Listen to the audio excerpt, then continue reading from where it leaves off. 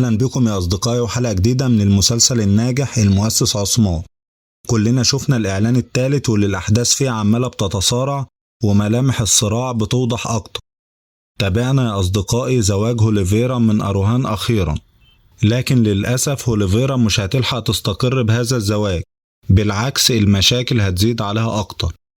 السيدة غونجا لسه شايفة إن هوليفيرا كانت سبب في مقتل طفلها، وإنها هي اللي أحضرت الوصيفة معاه، وإنها لو ما كانتش جت معاها ما كانش حصل اللي حصل.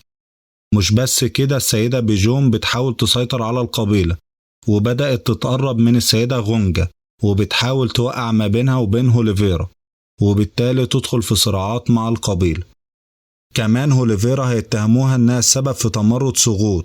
إحنا عرفنا إن الرومان اللي في سقوط اتمردوا وهوليفيرا بيزنطية، لكن الحلقة الجاية هتعرفنا إيه علاقة هوليفيرا بتمرد سقوط.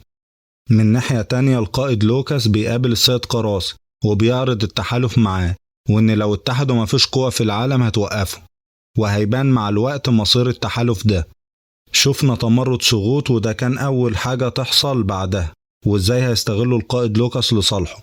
هل هيقدر يسترد الأمانات المقدسة أو قلعة قراضين من تاني؟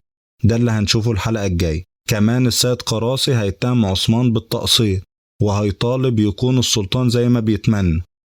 يا ترى السيد عثمان هيتصرف ازاي بعد ما كل أعدائه اتحالفوا ضده؟ هنشوف الحلقة الجاية هيحصل ايه ان شاء الله. تابعون.